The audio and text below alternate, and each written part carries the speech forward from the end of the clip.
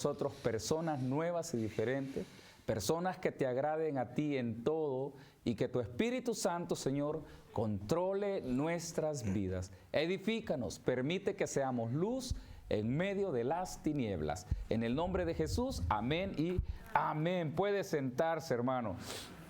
Leíamos anteriormente, hermanos, en los versículos que era 14 y 15, que una de las exhortaciones, bueno, el tema es, hermanos, prácticamente exhortando a los hermanos, y dijimos que exhortar, hermanos, no es regañar, porque alguien me dijo que exhortar era regañar. No, hermano, exhortar es animarle, incentivarle, quizás explicarle que es necesario que se mantenga y se sostenga en el llamado que Dios le hizo. Con el paso del tiempo, oiga, hermano, el deseo de buscar a Dios pareciera que se va muriendo, y la pregunta es, ¿por qué? Cuando venimos al Evangelio traemos, hermanos, un gozo, traemos una alegría, y pareciera que se va muriendo, y esto no tendría que ser así, sino que al contrario, tendría que ser algo que me va renovando, me va causando gozo, me va causando paz, me va causando alegría, hermanos. Entonces, póngame el 16, por favor, hermano. En el 16 el apóstol empieza con esta frase y dice: estar siempre gozosos. Fíjese que la iglesia de los tesalonicenses era una iglesia, dijimos, nueva, joven, pero que cuando el apóstol escribe, hermanos, la iglesia estaba pronta a caer en un periodo de persecución, en un periodo de angustia, en donde cada hermano, cada uno de los que predicaba el evangelio, se iba a ver afectado por esta persecución. Entonces Pablo viene y les dice: estén gozosos. Entonces suena extraño que cuando usted está en una aflicción le digan que esté gozoso. Y yo le voy a decir algo: sin Cristo, hermano, no lo podemos estar. Porque lo que de Pablo se está tratando es, él les dice que lo que venga no les cause ningún problema. Y si usted se fija, lo que existe ahora dentro de las iglesias es que cuando hay una dificultad dentro de casa, hay una dificultad de salud, hay un problema económico, ¿dónde se va nuestro evangelio, hermano? ¿Para dónde se va el evangelio? ¿Verdad que el evangelio se nos pierde, se nos desaparece, hermano? Y de esto está hablando Pablo. Pablo les dice que la persecución que venga no se lleve el evangelio que se les fue enseñado. El evangelio, hermanos, óigame, debe sostenernos todo el tiempo, hasta el último día de su vida, hasta cuando usted, hermanos, aquí tenga que terminar su vida y tenga que presentarse a Cristo. Hermanos, el evangelio es para siempre.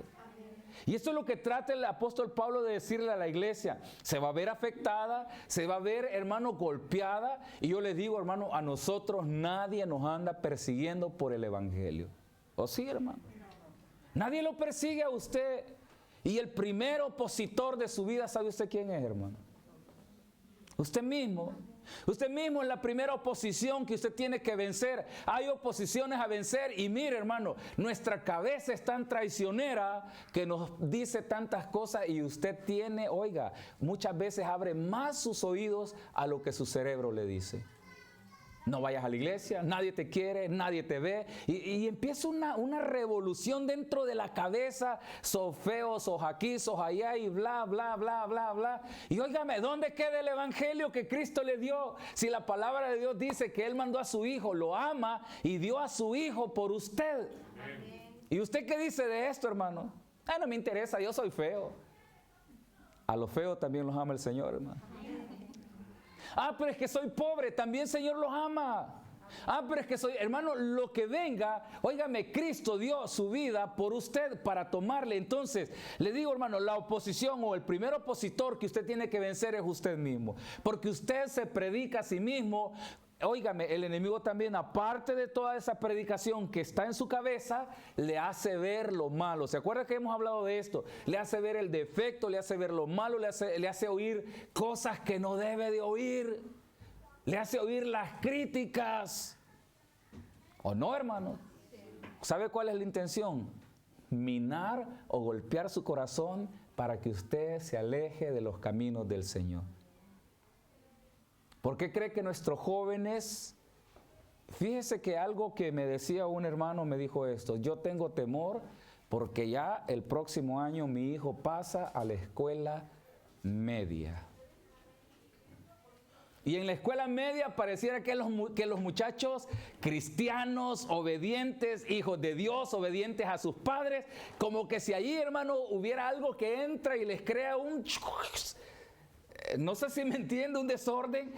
Usted tiene un montón de cosas bien ordenaditas, bonitas, y llega el niño de 1 año y agarra todo y le hace un desastre. Pues pareciera que un niño, un muchacho entra a la escuela media y llegando a la escuela media, hermano, le crearon un desorden y sale con un disparate de teorías y de pensamientos y de ideologías. Y la pregunta es, ¿por qué? ¿Quién cree usted que tendría que ordenar esto, hermano? Los padres. Entonces, el apóstol Pablo está exhortando en los versículos anteriores y dice: al ocioso, exhórtalo. Y dijimos que el ocioso no se refería al haragán, porque nuestra mente, cuando hablamos de ocioso, ¿a qué se va su cabecita? A un haragán, ¿verdad? No, hermano, no se refiere a un haragán, se refiere a un rebelde. De eso está hablando. Entonces, vea esto, hermano, ya le voy a explicar cómo se relaciona esto. Usted a una persona le deja a su hijo, digamos, le deja: vas a lavar trastos o platos y vas a barrer la casa. El muchacho, cuando usted llega, o la muchacha, no encuentra nada hecho. La pregunta es, ¿por qué no lo hizo? ¿Por haragán o por rebelde? Es lo mismo, hermano. Entonces les expliqué que el ocioso, esa parte ocioso viene del término militar. Los militares les dan ciertas ordenanzas, les dicen que se paren firmes, les dicen rompan filas, y cuando están firmes todos tienen que estar firmes con la cabeza levantada, el pecho afuera. Pero el rebelde, ¿qué hace, hermano? ¿Cómo dijeron firme? Y el rebelde posando para la foto. Entonces es como el rebelde llevar la contraria a la realidad. Entonces les digo, hermanos, hay cristianos, vienen a la iglesia, pero el propósito de ellos es llevar la contraria. ¿Logra captar esto? El pastor dijo que no fuéramos a la fiesta. Yo voy a ir, a mí él no me manda. Y en efecto, hermano, el pastor no manda a nadie ni controla la vida de nadie. El pastor dijo que no oyéramos música. Yo la voy a oír. Oiga toda la música que usted le dé la gana, hermano. De toda, hermano. Escoja la que más le plazca, ¿verdad? Pero el problema no es para el pastor, el problema es para usted. Por el efecto que causa la música, por el efecto que causa la desobediencia. Entonces le decía, cuando los muchachos empiezan en una escuela, pues que es lo que se ha visto acá, y empieza a cambiar sus mentes, es porque desatendieron las ordenanzas de sus padres, si es que sus padres se las dieron. Desatendieron las ordenanzas de la palabra de Dios. Entonces esta forma de hablar del apóstol Pablo es imperativa, o sea, es una orden. Y le dice, exhorte al ocioso, luego le dice que nadie pague mal por mal a nadie, y ahora dice Pablo con autoridad, esté siempre gozoso. ¿Amén o no amén? Entonces la pregunta es, ¿y cómo hago para estar gozoso? Así, tener gozo. Yo le voy a decir algo, ¿quién decide estar gozoso, hermano? Es usted. No lo va a decidir el pastor, no lo va a decidir la circunstancia. ¿Sabe por qué, hermano? Porque mi gozo que viene de Dios no me lo deciden las circunstancias. Por eso le decía al inicio, cuando hay alguna oposición, hay algún problema, mire, nuestro gozo no se tendría que acabar, pero ¿sabe qué, hermano? Así se nos ve el gozo, ¿verdad? Estamos pintados de gozo, no hay gozo, sino que pintados nada más, y cuando nos cae agua se nos lava el gozo, ¿verdad? Y nos quedamos al natural, hermano. Entonces dice Pablo, sea gozoso, pero para ser gozoso tiene que someterse, por eso dice el ocioso, o sea, tiene que aprender a obedecer la palabra de Dios. Y mire, dice, estad en paz con todos. Y cuando dice todos, ¿quiénes son, hermano? Sí, ¿verdad? Con la esposa, Esposo tiene que estar en paz con la esposa. Amén, hermanos, ¿o no? Lo dice el pastor. No, hermano, la Biblia dice que estemos en paz con todo. Entre hermanos, tienen que estar en paz en la casa. Usted tiene dos muchachos que parecen gatos, los dos, ¿verdad? Dándose. Dígales, tienen que estar en paz. Para que Dios les bendiga, tienen que estar en paz. Entonces, hermano, Pablo dice, estar gozoso siempre. Y le decía, la iglesia va a ser perseguida. Y Pablo les dice que el gozo se mantenga. Entonces decíamos que las circunstancias, lo que está alrededor, no define mi gozo. Mi gozo viene de Dios. ¿Sabe por qué? Porque dice que Él nos lo da, hermano. Entonces, el gozo viene de Dios. Y los problemas de alrededor no me lo tienen que quitar. Usted va del culto bien gozoso y llega a la casa y encuentra un disparate. ¿Para dónde se ve el gozo, hermano? Al quinto cielo, ¿verdad? Y usted, hermano, óigame, si la Biblia dice que Él da ese gozo. Entonces, vea lo que dice en Malaquías 3:6. Malaquías 3:6 nos está diciendo algo, hermano. El Señor no cambia. Él hizo una promesa y la promesa que hizo dice que Él la va a cumplir. Voy a ver si aquí me responden. Hace unos domingos le pregunté si usted sabía cuántas promesas hay en la Biblia para los cristianos. Nadie las buscó. ¿Sabe cuáles son las promesas? Donde dice, yo te tomaré de tu mano derecha y te llevaré. Esa es una. Y ahí, hermano, puede ir sacando, pero una cantidad de promesas. Por lo menos, ¿cuántas ha leído usted de las promesas de Dios para su vida, hermano? ¿Habrá leído unas 20, unas 30? Jehová es mi pastor, nada me faltará. A tu lado caerán miles, 10,000, mas a ti no llegará. ¿Cuántas ha leído, hermano? Ninguna. Pero bueno, el punto es que hay tantas promesas y ahora le voy a hacer la pregunta. ¿Usted las cree, hermano? Amén. Pero de repente pareciera que decimos amén y no las creemos, ¿verdad? Porque, hermano, pareciera que el problema es tan fuerte que se me olvidó que el Señor me ama.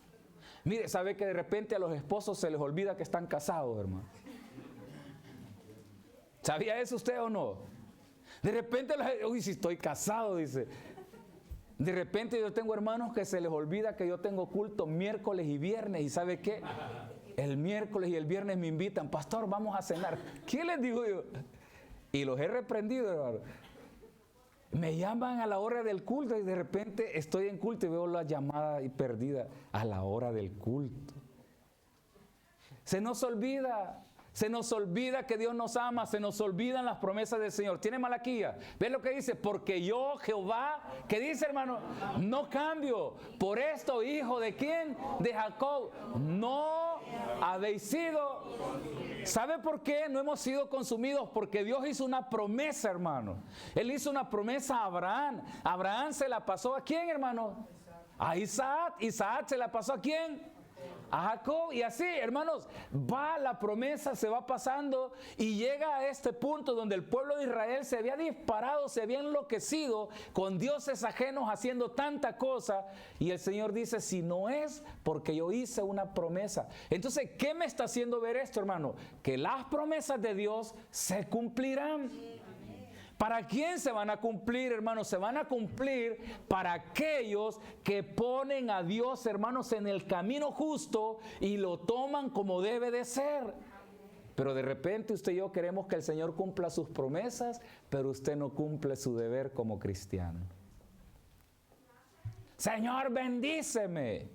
Mire, esa parte, tómela, hágalo porque es bueno, dígale que lo bendiga, pero también usted obedezca la palabra de Dios. Señor, bendice a mis hijos, hermano, pero muéstreles el camino de la palabra de Dios.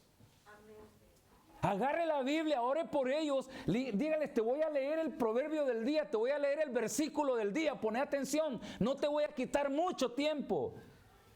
Y en 5 minutos léale la lectura y haga oración de intercesión por ellos. Y dígale, Señor, bendice a mis hijos. Y yo le voy a decir, hermano, ¿cree usted que Dios no lo va a hacer? ¿Cree usted que Él se va a burlar de usted y va a destruir su familia? Probablemente van a pasar cosas trágicas, pero de lo que la Biblia nos habla es, hermano, que Él va a guardar el alma de cada uno de nosotros. Las promesas de Él son por su alma, mi amado hermano.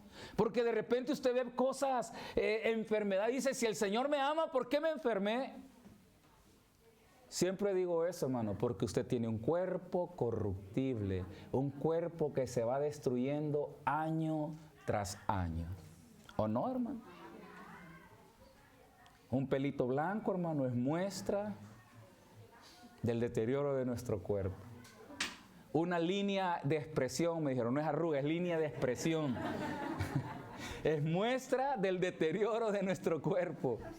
Que cuando ya me agacho se me truena todo, ¿verdad? Es muestra del deterioro del cuerpo, hermano. Porque cuando usted ve que a los niños les truenan los huesos.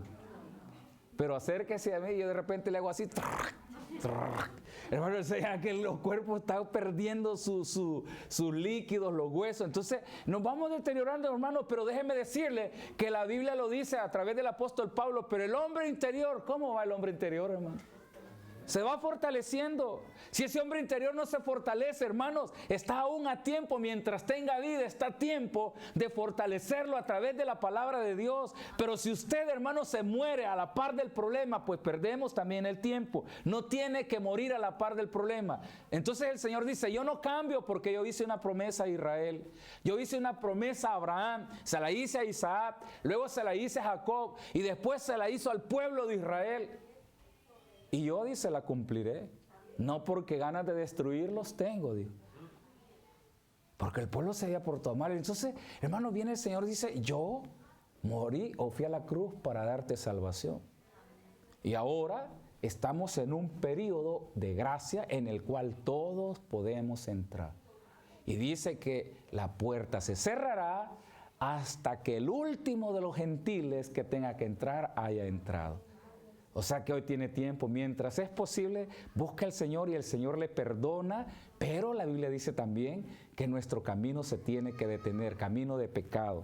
Vaya a Hechos y vea en Hechos lo que pasa, hermano. Entonces le decía yo, de que el Señor pide que tengamos gozo. Mi hermano Mario, me ayuda otra vez, por favor.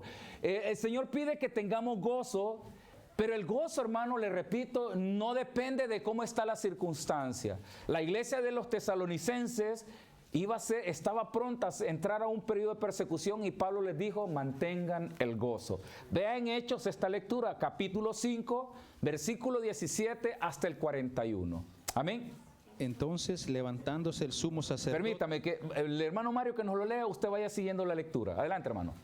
Entonces, levantándose el sumo sacerdote y todos los que estaban con él. Esto es la secta de los saduceos que se llenaron de celos. Y echaron mano a los apóstoles y los pusieron en la cárcel pública. Mas un ángel del Señor, abriendo de noche las puertas de la cárcel y sacándolos, dijo, id, y puestos en pie en el templo, anunciad al pueblo todas las palabras de esta vida. Deténgase, hermano. ¿Qué hicieron los apóstoles? Les dijo el ángel, salgan de la cárcel y huyan. Vayan corriendo, si váyanse para Siria, váyanse para Macedonia, váyanse para Egipto, para que no los capturen. Vea lo que les dijo, hermano. Vayan al templo y párense. ¿De dónde los sacó, hermano? De la cárcel. De la cárcel. Y los saca de la cárcel y les dice, váyanse al templo a seguir predicando. Pase por favor al 21. Habiendo oído esto, entraron de mañana en el templo y enseñaban. Entre tanto vinieron el sumo sacerdote y los que estaban con él. Y convocaron al concilio y a todos los ancianos de los hijos de Israel. Y enviaron a la cárcel para que fuesen traídos. Pero cuando llegaron los alguaciles no los hallaron en la cárcel. Entonces volvieron y dieron aviso, diciendo, por cierto, la cárcel hemos hallado cerrada con toda seguridad, y los guardias afuera de pie ante las puertas, mas cuando abrimos a nadie hallamos dentro. Cuando oyeron estas palabras, el sumo sacerdote y el jefe de la guardia del templo y los principales sacerdotes dudaban en qué vendría a parar aquello. Pero viniendo uno, les dio esta noticia: he aquí los varones que pusiste en la cárcel están en el templo y enseñan al pueblo. Entonces fue el jefe de la guardia con los alguaciles y los trajo sin violencia, porque temían ser apedrados por el pueblo. Cuando los trajeron, los presentaron ante el concilio y el sumo sacerdote les preguntó, diciendo, ¿no os mandamos estrictamente a que no enseñaseis en ese nombre? Y ahora habéis llenado a Jerusalén de vuestra doctrina y queréis echar sobre nosotros la sangre de ese hombre? Respondiendo Pedro y los apóstoles dijeron: es necesario obedecer a Dios antes que a los hombres. El Dios de nuestros padres levantó a Jesús, a quien vosotros matáis colgándolo en un madero. A este Dios ha exaltado con su diestra por príncipe y salvador, para dar a Israel arrepentimiento y perdón de pecados. Y nosotros somos testigos suyos de estas cosas, y también el Espíritu Santo, el cual ha dado Dios a los que le obedecen. Y ellos, oyendo esto, se enfurecían y querían matarlos. Entonces, levantándose el concilio, un fariseo llamado Gamaliel, doctor de la ley y venerado de todo el pueblo, mandó a que sacasen fuera por un momento a los apóstoles. Y luego dijo: varones israelitas, mirad por vosotros los que vais a hacer respecto a estos hombres. Porque antes de estos días se levantó Teudas diciendo que era alguien. A este se unió un número como 400 hombres, pero él fue muerto y todos los que le obedecían fueron dispersados y reducidos a nada. Después de este se levantó Judas el Galileo en los días del censo y llevó en pos de sí a mucho pueblo. Pereció también él, y todos los que le obedecían fueron dispersados. Y ahora os digo: apartaos de este hombre y dejadlos, porque si este consejo o esta obra es de los hombres, se desvanecerá, mas si es de Dios, no la podréis destruir. No seáis tal vez hallados luchando contra Dios. Y convinieron con él, y llamando a los apóstoles, después de azotarlos, los intimaron a que no hablasen en el nombre de Jesús, y los pusieron en libertad. 41. Y salieron de la presencia del concilio gozosos de haber sido tenidos por dignos de padecer afrenta por causa del nombre. ¿De qué nombre, hermano? El nombre de Jesús. Jesucristo. Pero vea esta frase, el 40. Los dejaron ir, pero primero, ¿qué hicieron, hermano? Los azotaron. Y oye, y el azote, hermano, eran 40 latigazos. Había una especie de vara con la que se latigaba incluso a Pablo. Lo latigaron 3 veces, dice 39 veces, 3 veces me han latigado 39 veces. La pregunta era: ¿por qué dice Pablo 39? Porque la ley decía que al que latigaban 40 veces ya no lo podían volver a latigar. Entonces, ¿sabe qué hacían los guardias? Le daban 39 veces a Pablo para volverlo a agarrar y volverle a dar, hermano. Y a Pablo se lo hicieron, pero los apóstoles se lo hacen. Y del 41 dice: y ellos salieron de ahí, salieron gozosos. Después de la penqueada que les dieron, salieron. Entonces Pablo dice: hey, mantengan el gozo. O sea que lo que está pasando alrededor, hermanos, en este caso a ellos los golpearon. En el caso suyo, ¿cuál será su problema? Un problema de salud, les decía, un problema económico, un problema con los hijos, un problema con el esposo, con la esposa. Pero dice que el gozo debe mantenerse siempre. ¿Sabe por qué? Porque el gozo viene de Dios, y el gozo, ¿sabe qué hace, hermano? Me trae paz. El gozo le trae paz, o sea, usted no se amarga. Porque cuando usted se amarga, hermano, usted empieza a descomponerse más de lo que nos estamos descomponiendo. Hermano, cuando nos amargamos, óigame, y esto es médico, es algo científico. Cuando usted se enoja, ¿usted sabe cuánto ácido segrega su cuerpo, hermano? ¿Usted sabe cuántas células se mueren cuando usted agarra fuego? Hermano, entonces, la pregunta es: ¿por qué Pablo dijo mantengan el gozo? Simplemente Pablo no sabe de qué está hablando. El apóstol Pablo era un testimonio de todo lo que él había sufrido. Y él dice: mantengan el gozo.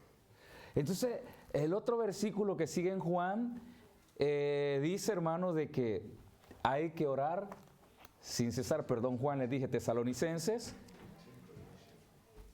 5. Y vea lo que dice el 17, que es donde empezamos. Dice: orar sin. Entonces, cuando usted y yo oímos esa frase, orar sin cesar, yo no sé si usted le carga la mente, el cuerpo, y dice: ay, ¿cómo voy a pasar orando tanto tiempo? Hermano, óigame, Dios dio un tiempo, asignó un tiempo de oración. Al pueblo de Israel se le asignó un tiempo de oración. Se les ordenó, hermanos, orar 3 veces al día. ¿Cuántas veces ora usted al día, hermano? ¿Verdad que se nos olvida? Y de repente, ay, ahora, hermano, óigame, fíjese que usted quiere que sus hijos cambien, que sus hijos sean transformados. ¿Cuánto ora por ellos? No, ya se cansó de orar por ellos. Mire, usted quiere que su esposo, esposa, familiar sea cambiado. ¿Cuánto ora por ellos? Ya nos cansamos. ¿Sabe? La frase es, el Señor ya sabe.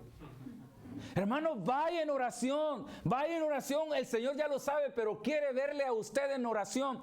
Al pueblo de Israel se le ordenó y les decía 3 momentos de oración. En la mañana, el nombre es Shaharit, que es al amanecer, de las 6, 7, 8, 9 de la mañana. Era la oración. Ellos iban al templo en la mañana a orar. Luego, hermanos, en la tarde, que es Minjá, que se refería de las 12 hasta las 2 de la tarde. Ellos iban al templo a orar o se detenían en algún lugar a orar. Luego, hermanos, el otro tiempo era Arbit, que era al anochecer, que se refería de las 3 de la tarde hasta las 6. Entonces ellos tenían ese espacio para poder orar y ellos constantemente estaban en esa oración constantemente, y un judío o un hebreo devoto o alguien que conoce esto, hermanos, para ellos es primordial estar en oración. Por eso usted ve el muro en Israel, ¿cómo se llama? El muro de los lamentos. Usted ve constantemente gente orando, porque para ellos esto es una ordenanza y es algo primordial. Pero para nosotros la oración, ¿qué es, hermano? Así, ¿verdad? Hermanos, la oración debe ser primordial. Usted quiere respuestas de Dios. Entonces le decía, queremos respuestas de Dios sin esforzarme en que Dios me escuche. Entonces se tiene que ir a Dios todos los días, en todo momento. ¿Cuánto tiempo? Todos los días de su vida. Todos los días de su vida, usted y yo debemos ir en oración delante de Dios por nuestros hijos. Una intersección constante, hermano. Usted me va a decir, pastor, pero yo no tengo tiempo para hacer esto. Usted sabrá cómo lo va a hacer, hermano, si usted quiere respuestas de Dios. Fíjese que en Job 14 habla que dice que el agua constantemente sobre la roca, dice que la desgasta. Hermano, la roca es un material fuerte, duro, que para mí, cuando yo oí esto, era una locura que me dijeran que una gota de agua podía reventar una roca, hermano. Entonces, no es la gotita de agua la que revienta la roca. ¿Sabe qué es, hermano? La constancia con la que está cayendo. Entonces, hermano, vea, la oración cómo debe de ser, hermano. Constante. Entonces la respuesta de Dios, ese corazón duro del esposo, hermana, ¿cómo cree que se va a ablandar? Oración constante, no una oración de un día. Ay, que Dios lo bendiga. Pero, hermano, usted es la que necesita que cambie, hermana, ¿o no? Pero primero empiece a orar por usted, ¿verdad? Señor, ablanda este corazón de piedra. Hazlo sensible a tu presencia. Hazlo sensible. Les decía, óigame, David no llegó a ser lo que fue simplemente porque llegó, lo ungieron rey y ahora ya él toca el arpa y es el cantor de Israel, y ahora él mata a Goliat. No, hermanos, David pasó tiempo. Decíamos el viernes, a David lo mandaron a cuidar ovejas. Era un trabajo despreciable que se le daba a los menores de la familia. Y se iba a las montañas, hermanos, y pasaba semanas, pasaba meses. ¿Y sabe qué hacía en ese tiempo de soledad, hermanos? Lo ocupaba, igual que usted. ¿Qué hace con su tiempo de soledad, hermano? Usted se hace el jiraquiri, ¿sabe qué es eso, verdad? Agarra un cuchillo, ay, pobre de mí, nadie me quiere, se está matando solo. Se está destruyendo solo. David no, ¿sabe qué hizo? Dice que ocupó ese tiempo de soledad para encontrarse con Dios, hermano. Y agarraba su arpa y empezaba a sonarla y a cantarle al Señor, a adorar al Señor. Y luego el otro tiempo lo ocupaba, dice que tenía una onda y empezaba a practicar para que cuando viniera el momento difícil, viniera el león, él tenía una práctica para matar leones y osos.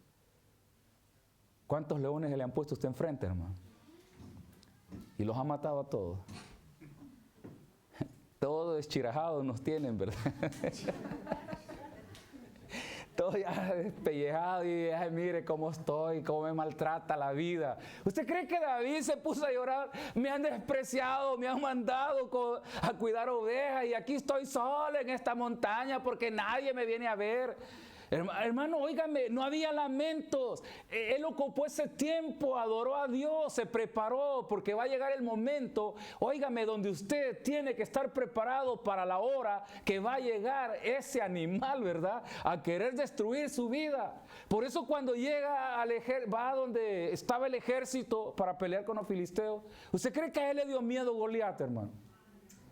Hey, si él lo que vio en Goliat fue un oso, hermano, y este es un oso.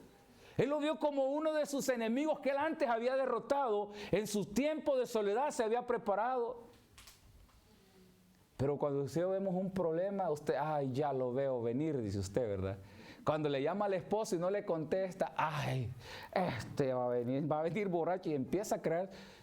Que no le asuste, prepárese en oración para cuando venga y dígale, Señor, o lo arreglas o lo arreglo yo, Señor. Pero yo te lo voy a mandar de una vez, ¿verdad?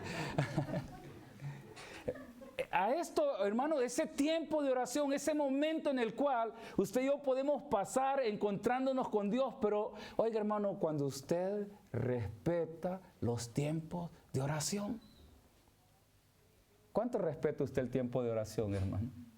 Mire, yo le digo, cuando venimos al culto, debería ser algo primordial para usted, no saltárselos. Yo tengo hermanos que vienen solo los domingos y ¿sabe qué? Se han saltado varios domingos. Y de repente, estoy jodido, me dicen. Y digo, ¿y qué esperan? Alejándonos de Dios, tener respuestas buenas. Como los padres queremos, oiga hermano, queremos que nuestros hijos reaccionen y obedezcan si nosotros como padres nos saltamos los principios de la palabra de Dios. La desobedecemos, deshonramos a Dios. Cuando empezamos a dudar que Él ha dicho que nos ama tanto y que dio su vida por nosotros, y usted empieza a dudar, ¿sabe qué está diciendo? Señor, no te creo lo que tú has dicho. Cuando usted y yo, hermano, decimos, Señor, no me funciona esto. Hermano, entonces usted está diciéndole, Señor, tu muerte en la cruz no valió para nada. Eso estamos diciendo. Entonces, usted quiere tener respuestas de Dios, usted necesita, hermanos, mantener su tiempo de oración en la mañana, su tiempo de oración en la tarde y su tiempo de oración, hermanos, al anochecer. Haga de caso que sus cultos son sus tiempos de oración. Queremos respuestas sin esforzarnos. Queremos, hermanos, días de gracia sin colaborar.